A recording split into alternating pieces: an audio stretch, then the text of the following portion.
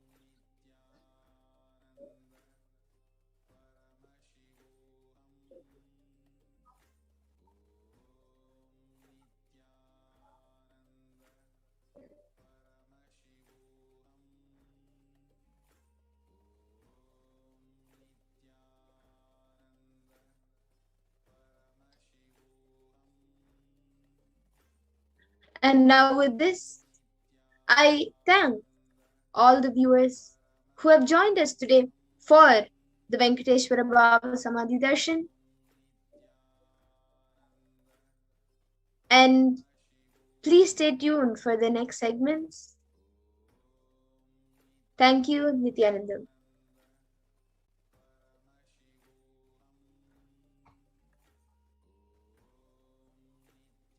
There are some great spiritual sciences unique to Hinduism.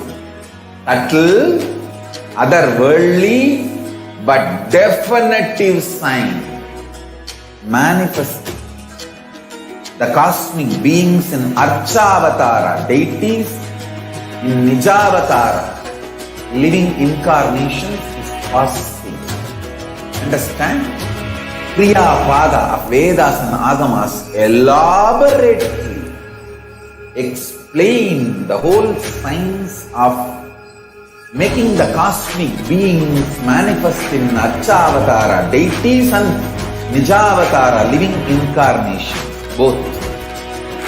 During the Bhava Samadhi Darshan, literally those cosmic beings manifest through this body. Just like how they manifest in Archavatara, deity, they manifest in Nijavatara, Pratyakshavatara, and give you all the boons you ask, bless you. You see, each God is an independent intelligence to lead you to enlightenment. Each God is a bridge for you to achieve the Shivatva, the ultimate Shiva consciousness. Krishna is the bridge for you to achieve the Krishna consciousness. But Shiva consciousness, Krishna consciousness, all consciousness is one and the same. Ultimate consciousness only. So that energy itself completely expresses. Just like Radhika, when I see my own sweetness in the mirror, I become eager to taste it. I find that the only way to relish this sweetness is through the constitution of Sri Radhika. Bhava Samadhi Darshan is a window to the infinite expanse of consciousness, allowing us to glimpse the formless in a way that we can understand. It cleanses the karmas of lifetimes. It awakens our biomemory to the space of Paramashiva, the ultimate consciousness, and creates a deep and lasting transformation in us.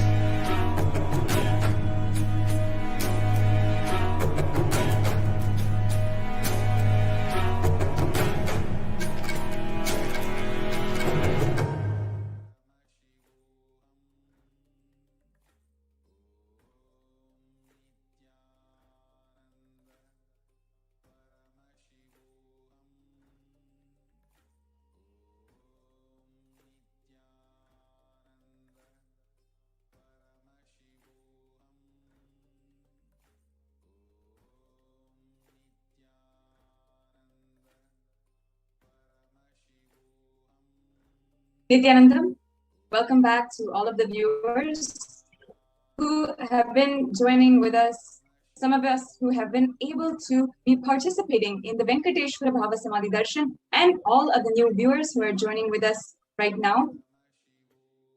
As many of you know, for the last couple of days, we have been celebrating across Kailasa about the news that the UN has recognized the persecution against the Supreme Pontiff of Hinduism and Kailasa.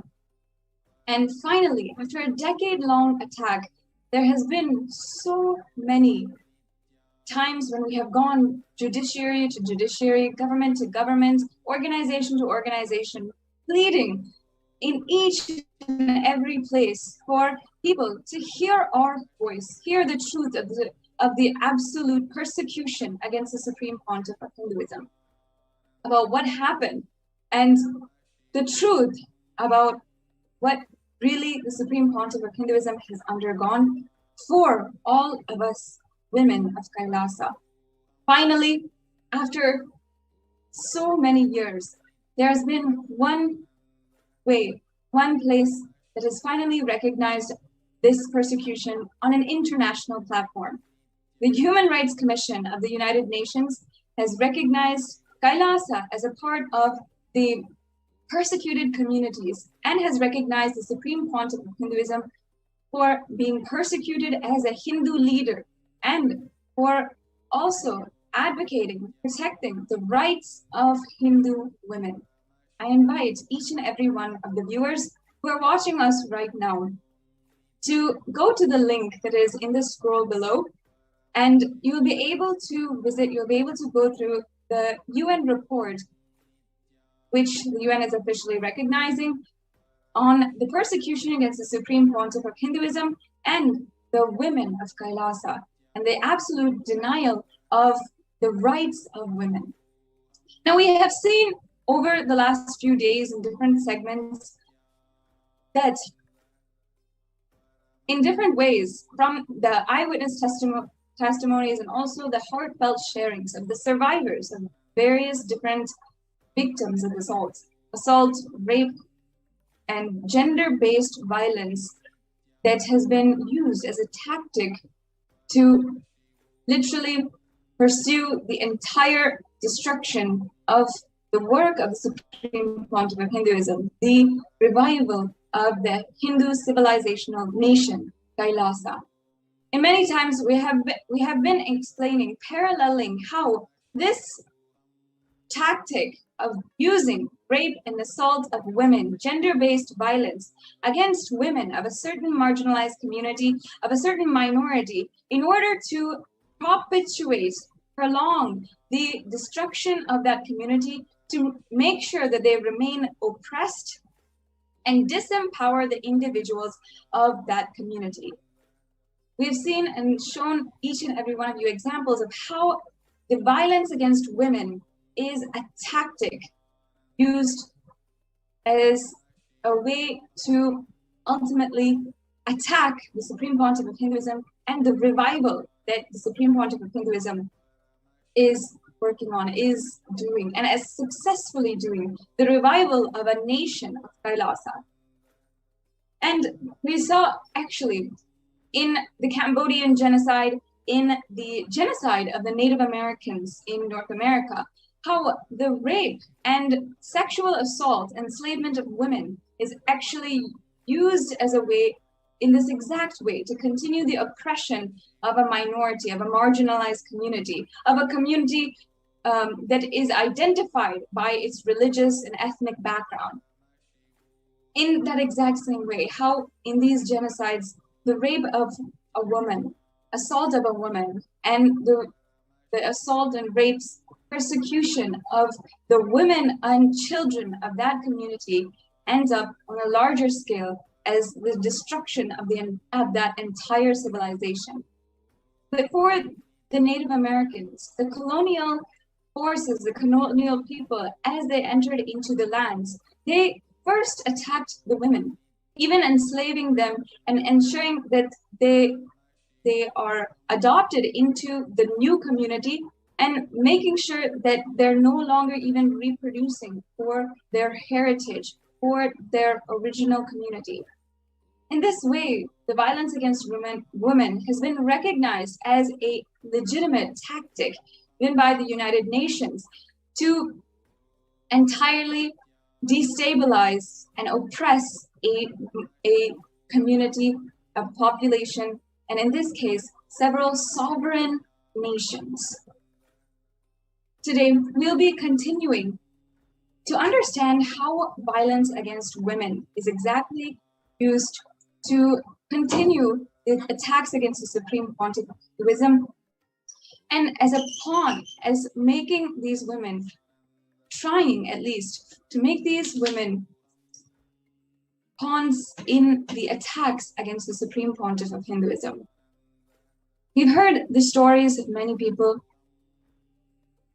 many of the Hindu sannyasis, the female Hindu sannyasis who took up this lifestyle, who are from Hindu background or even who are not from Hindu background even, but wanted to take up this lifestyle, had the darshan of the Supreme Pontiff of Hinduism and were inspired by this beautiful lifestyle, were empowered then by the teachings of the Supreme Pontiff of Hinduism.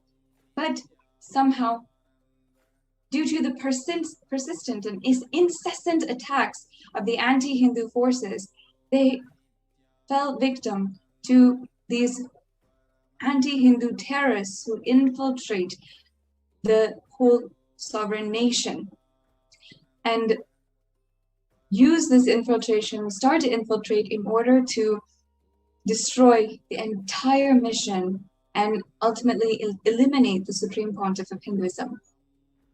We heard from Ma Nitya Bhaktikananda Swami, one of the senior sannyasis in the entire order of sannyasis, female sannyasis that the Supreme Pontiff of Hinduism has revived, on the various attacks that she herself has been through. Today, we are going to be hearing the heartfelt sharing of another well-respected member of the Sovereign Order of Kailasa, member of the female sannyasi order of Kailasa, revived by the Supreme Pontiff of Hinduism, Ma Nitya Achalananda Swami. I welcome Ma Nitya Achalananda Swami to the panel today.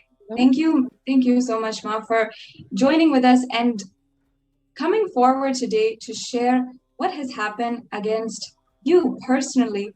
And I'd like to share with all the viewers that these attacks are extremely personal. And what we're about to share is the story of an individual, but this individual represents what has happened against the Supreme Pontiff of Hinduism and against Hinduism as a whole. Now, first of all, Ma Achla Swami, I'd really like to introduce you to all the viewers from the very beginning about your background and your career before you even met Swamiji, even your Hindu background, how that was, just so the viewers know a little bit about who you were beforehand, and how, of course, many of us, because we're not telling our stories in the public, people don't know that actually how real these stories are. So if you can first share a little bit about your background, Ma, we can introduce your story to the whole world. Sure, Ma. Thank you. And what I like you said, there exists for all of us a background before Swamiji happened. And though that seems like a distant past today, for the benefit of understanding how Swamiji has transformed each one of our lives to such a point where that remains like a distant past, and we've come a long way past it. So before my pre-monastic life, was an engineer by profession, and I had graduated from Mumbai University, and then I had pursued my master's in the United States. I went to the Ohio State University. I got my master's in computer engineering from there, and I specialized in microelectronics. And then I went on to join Intel Corporation in Oregon in the United States. And I wanted to come back to India for being back with my Purvashram family, my parents and Purvashram brothers. So I came back after about 3 years working in the US. I came back to Bangalore because I took an internal transfer and joined Intel in Bangalore. And as destiny would have it, Bangalore was the place to come, because just within a span of less than 1 year after coming back to Bangalore, it happened that just 2 streets away, where I was accompanying my Purvashram mother for yoga classes for her health reason. I was just an accompaniment. And that teacher happened to be a devotee of the Supreme Pontiff of Hinduism, Jagat Guru Mahasanidhanam, His Divine Holiness, Bhagavan Nithyananda Paramashivam. And she organized the first level meditation workshop in her yoga studio over the weekend. And I said, okay, let's see. I mean, I don't have anything to do with this weekend, so let me just check out what this meditation class is all about. And after attending that, there was no looking back. It was only further, it was such a powerful, just a level 1 program, the Ananda Spurna program, what it was called back then. And it was so life transforming. I could never imagine that emotions could have so much of depth and life could have so much of depth. And then my Acharya said, we're organizing a trip to the Bidadi ashram. And I've never seen an ashram in my life, all along been brought up in the city, in the metro city like Mumbai. So it was something new for me. So I said, okay, let me check out. They mentioned about the banyan tree and it's such a pristine environment. I said, okay, let's go. And then when I came over here at my first visit with my group of the ASP workshop people, and everything from the sacred Kalpataru, the Kalpavriksha, the banyan tree, it was such a mesmerizing experience. I could never imagine what Swamiji is explaining about thoughtlessness. That time I had not even heard all these things, and it was just an experience beyond, imagination. And that Kalpavriksha experience, and then the fantastic food, I should say. I have never had, other than my Purvashram grandmother, nobody cooks that kind of a food. And I was just shocked that somebody can exceed that. It was just the magic of the of Bidadi, actually. Nothing to do with, with all due respect to the Annadatta then. So everything about it was so out of the world. And then they said the next level program, the Life Bliss program level 2, the Nithyananda Spurna program, was going to be taken directly by Swamiji.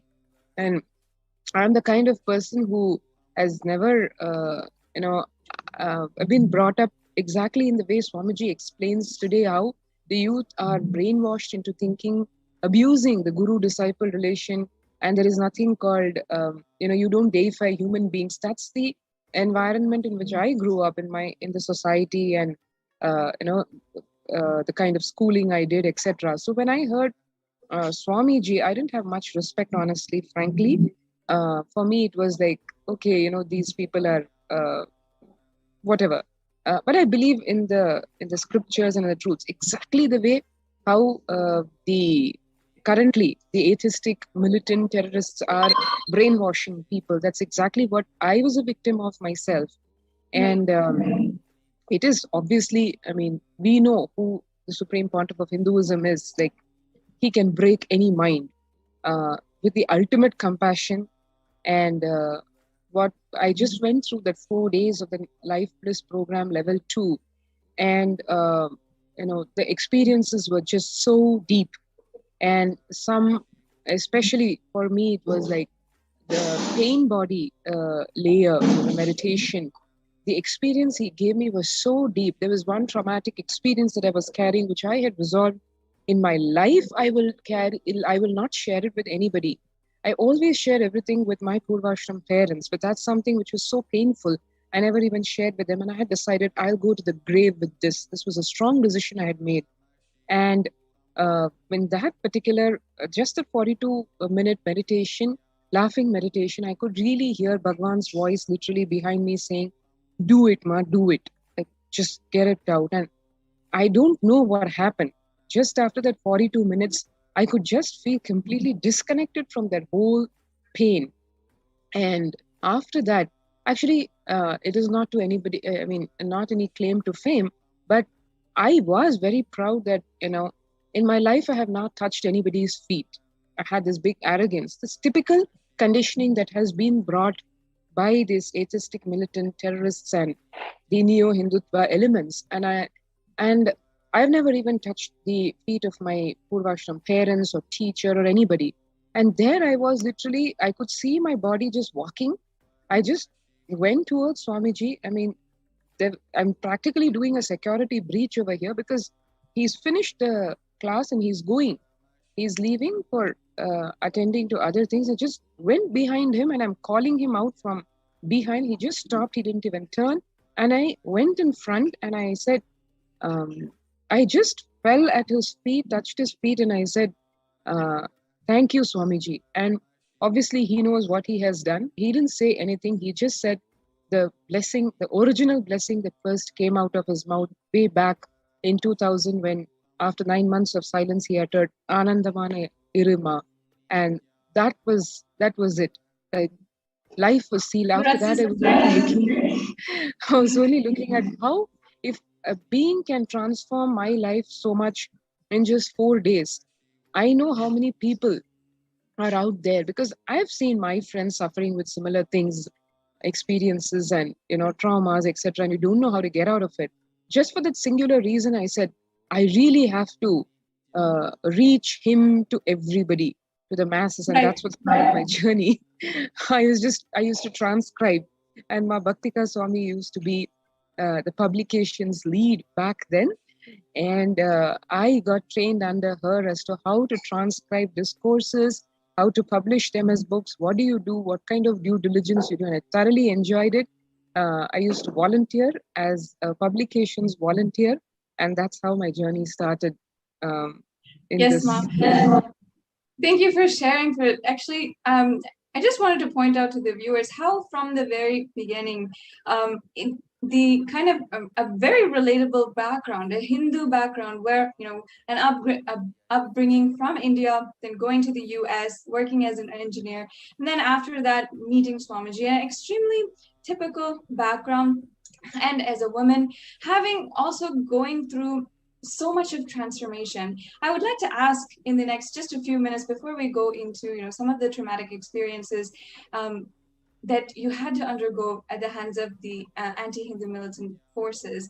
Before that, can you give a few points about how the Supreme Pontiff of Hinduism, the work doing the mission or the work for the revival of Kailasa, spreading the words of the Supreme Pontiff of Hinduism. And of course, we also have Ma Nitya Bhaktikananda Swami joining us here today as well.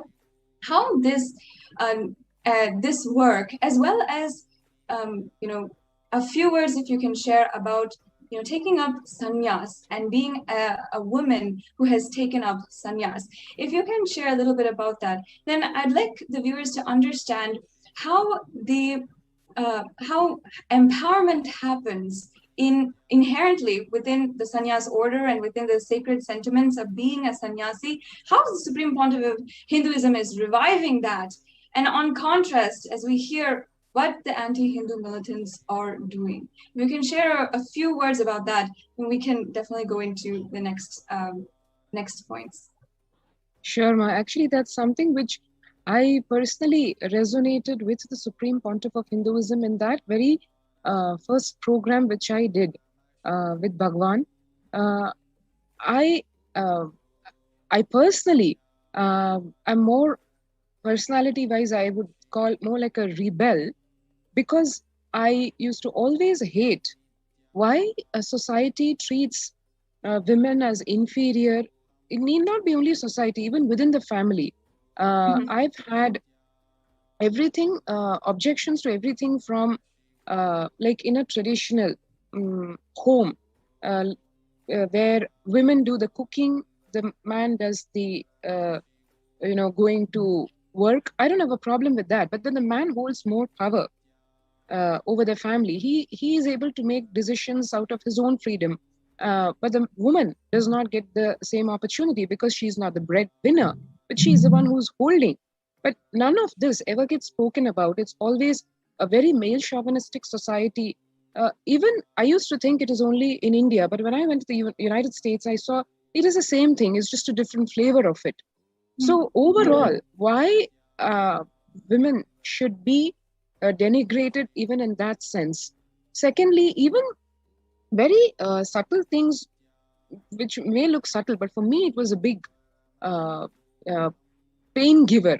As Swamiji explains, as Bhagwan explains in the meditation programs, the pain layer builds up as all these deep pains get embedded in our muscle memory. I'm very clear like how when I attain maturity, the behavior of the society or the behavior of the family, everything changed, and how one is treated, like you're supposed to be sitting aside, you don't get to go to the temple, you don't do your daily worship.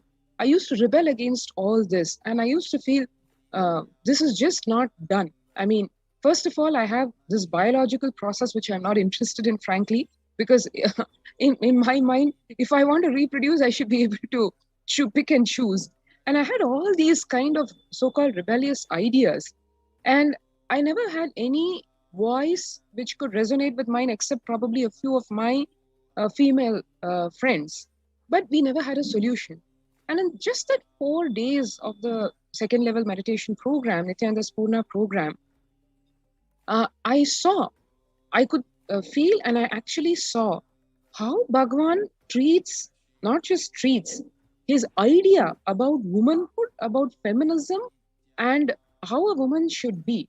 In fact, it is, I would say, this is, I guess, a little too personal, because as Swamiji, as we all know, Bhagwan really addresses every being at where he or she is. Now, I was coming from this background of this heavy for women, not a typical feministic. My idea is not a typical feministic. I'm not into bra burning and all that. But I want somebody to appreciate me for who I am. And at that time, when Swamiji was explaining in one of the 7 bodies, he explained, he gave the example of Rama and Sita. Now I know Swamiji has explained in so much of depth the whole relationship and what Sita Devi stands for, what Bhagavan Rama stands for. But way back then, he knew in my mind, and I see he knew exactly where I was stuck, and the way he addressed it. The first thing he said in one of those Q&A or the session was, I don't agree with Rama banishing Sita. And for me, that was a huge click, because it's not just that statement. He went into an elaborate explanation about the same. Now, actually, Swamiji explains in a very different way, because it's a much deeper layer of meaning, which people can understand only when you're complete with your existence. But at that point, with my violence and my anger, if he had supported, I'm sure I would have just walked out of the meditation program. This one thing shifted the whole perception. I was more into listening about what he has to say. Even in the ASP level itself, Swamiji explains about the Mooladhara Chakra and how the whole science. So from there, he took it to the next level. And then as I saw him, like what he is teaching, what Hinduism stands for, or what life is about, that was a huge opening for me, because he made my rebellious nature redundant. It is not that he took me away from that, because he himself has made the statement in my personal interactions with him as a sannyasi. I have personally expressed to him, Swamiji, I don't know, like, if I may lose you because I'm a rebel. He said that it's perfectly all right. You can be the rebel just the way you are. Because we have the advantage of a living avatar, living incarnation. I don't need to worry about whether I'm going wrong, because he's going to correct me. I am in his safe hands. That, I think, all those things revealed in layer after layer. But the delicateness with which he handled me as a being, leave alone a woman, was just, I'm just spellbound even when I recollect that. Because there was no... Sorry to interrupt you here. But I think we have an echo issue. Okay. So while you are sharing, you're literally pouring your being out. A word for our dear viewers. Each of us is coming here and sharing life as it happened, right? Whether it is the persecution, the attacks, or our evolution to the next levels in our path of living enlightenment with the incarnation of Paramashiva, our beloved Swamiji. Whatever we're sharing now through these SATSANG segments is life that happened as it is. Just simple, plain truths. What the viewers need to wake up is each one of us is from a different background, a different walk of life. You are a Intel engineer from the United States, and you saw Swamiji and jumped into the spiritual path to meet the purpose of your life, right? And in the event, you are realizing that your whole life is aligning to the actual purpose of your life. Whether call it material, call it spiritual. Actually, there are no two different things. Life is life, that's all. As a being, as you evolve, you align to the whole cosmos, and then your priorities change. And ultimately, all of us have to meet our purpose, whether it is through being an engineer or through being a lawyer or whatever it is, changes as we move along, right? But the alignment has to happen to the cosmic purpose for us, which can happen only through an incarnation, when he comes down as the guru. It cannot happen in any other way. That is the cosmic law and dharma. What the viewers need to understand, or rather listen more deeply through your sharing, is, before you continue, you are from a walk of life from which millions of people out there are from, right? So for the people from those walks of life, when they listen to you, they should hear much more than what you're talking, actually, what you're sharing. They should understand the Swamiji as the incarnation of Paramashiva, what is the kind of impact he has had on you, how he has evolved your understanding and taken you to the next level of maturities in your own life, right? You may be now starting to share about the attacks you faced in the event, but what is the job that Paramashiva does on every being through the whole thing? That is the real takeaway for them. They need to click with that so that they will understand, here is the person who can make me meet the purpose of my life, whether it is worldly, whether it is spiritual, whatever it may be. Because he is going to mature me, he's going to mature my understandings, he's not going to impose anything on me. Today we have the false media mafia screaming that Swamiji is a brainwasher and he takes control over people's lives. He washes your brain and he gives you the actual control of your life so that you wake up and you start steering your life in the right direction. You actually take control of it. And he washes your brain and helps you take control of your life. That is what the media mafia today says, brainwashing, and he controls your life. So through your sharing, people have to understand these subtle, unsaid layers. They have to hold on to these subtle layers when they're listening to you. They should not listen to you as though it's a story of your life. It is the story of how their life can change. They may be wanting to continue as an Intel engineer, many of them. No worries. But if they listen to you with these layers, they will come to know that even that will get fulfilled through Swamiji. Only through that it will get fulfilled. Otherwise, their life will continue to remain a struggle. Today, Achalananda Swami, we have lived together for more than a decade, right? I can tell you, if you wanted to go back to a life as an Intel engineer, you will be one of the most brilliant engineers in your entire company. I can vouch for it because the evolution that has happened to you in the last 10 years, your ability to connect to the cosmic energy, to convert that cosmic intelligence, put it as a laser beam on the subject matter you want to develop on, let's say the Intel engineering, whatever you are doing, and your ability to manifest powers and literally you will wield the topic of whatever you were doing earlier, like the rishis, like our forefathers, where it will be a revelation and you will be telling your colleagues things there which is mind-blowing for them. What did our rishis do? They were engineers and scientists like never before, and they're going to be timeless in that. Today, scientists are groping with whatever our rishis only found out and gave, whether it is Intel or engineering or cosmos or astrology, astronomy, physics, science of aeroplanes, anything, right? So literally, you are on the way to becoming that. So if you go back to your Intel life now, if at all, if you wish to say, okay, I'm a sannyasi and I'm a rishi consultant for Intel, why not? It's going to happen soon, like the yesteryears, where the rishis were the enlightened rishis were the consultants because they radiated Paramashiva. They were consultants for the kings. They were consultants for everybody on planet Earth, right? So if ever you choose to be a consultant rishi for the Intel today, what you will be revealing to them and how you will be guiding them will just be so phenomenal. Sorry, I just wanted to intervene there and interfere there and say that so that the viewers start listening to your words much more deeply than not just as a story of your life or just as the attack that you withstood, survived over the decade. Please continue. Thank you so much, Nithya Bhaktikananda Swami, for that perspective. It definitely, each one, I can completely relate to what you're saying because each one of my sister disciples and brother disciples' lives is the same story, where each one of them is a facet of Bhagwan's just brilliance, for lack of better words. The amount of intensity, compassion, and complete non-giving up, resilience raised to infinity is just, it just speaks volumes for what the purpose of our life should be. Like yesterday, Bhagwan was talking about collective integrity and explaining to us through various Puranic stories as well as his own experience, everything, that collective integrity is what he is an embodiment of, literally.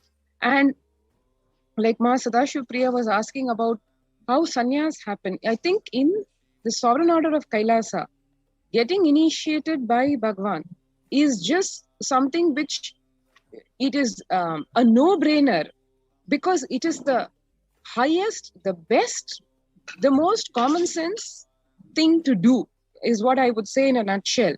Because like you said, if I go back to Intel, definitely I can surpass any of the engineers over there, just because of the grace and the blessings and the power manifestation and the intelligence and everything, the expansion that Bhagwan has done in every one of us in such a massive way in all dimensions. But given this whole reality, then the best that I can do, the highest that I can achieve in any company, what do I want to do? I want to achieve the best. I want to scale up the ladder. The highest in that ladder is sannyas. Not only in the spiritual sense of it being the supreme tattva, as Paramashiva himself says, but it is also in a very simplistic sense, the highest and the best, because you can't imagine a life where you are completely free in the truest sense of the word, where you're free to expand. Like Swamiji explained yesterday, it is not about choices being freedom. It is about my ability to continuously expand. And that's exactly what Bhagwan gives every single moment. It is not even a day. It's moment to moment, experience to experience, opportunity to opportunity. Everything, whether it is a department, so-called department work, whether it was in publications or whether we're handling some other administration or legal or kitchen or whatever it may be, that every experience being tuned only to expanding to the next level and breaking the artificial barriers that we are having in the form of our patterns. So in the truest scientific way, he literally molds us. He's a perfect guide. Like if you are a researcher, you know how a guide should be, or your dream guide will be for getting your master's thesis or your PhD degree. He's just that. I mean, amongst other things, I wouldn't say he's only that, but he's what a dream guide can be, because he can exactly make happen.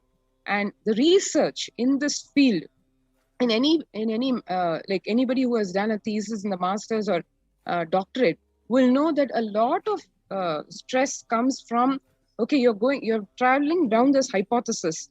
Now, after 2 years, 3 years, you may realize you are on the wrong path. The hypothesis was wrong. But in this case, in the case of this beautiful journey with Bhagavan as the spiritual guide, the one sure shot thing is you will never fail, because he's a perfect guide. He knows it all. He knows the end, and he knows exactly how to hold your hand or carry you in his hands and take you there till the end is reached. And not only that, he also successfully transmits to each one of us that same experience. So we also know we will never fail. It is only up to us to wake up sooner rather than later and see the success. Yes, so exactly. The transmission is so successful. That is why we never have fear of life in its truest sense. We only feel, I mean, our struggles are very different, right? It is more like the inner world struggles. We've moved away successfully from the gross world struggles, like real fear of life and fear of, gross greed, gross desires. We move so much away from all that thanks to Bhagavan. So our struggles are more in the subtle zones now. So you also know, and I also know, that we will never fail. That is what has given us the courage to survive the decades of persecution, if you see. Like Ma Punapriya asked me a question yesterday. So what was it that, made you survive? It is a successful transmission of the truths of Hindu Dharma by the incarnation Paramashiva, our beloved Guru, Swamiji.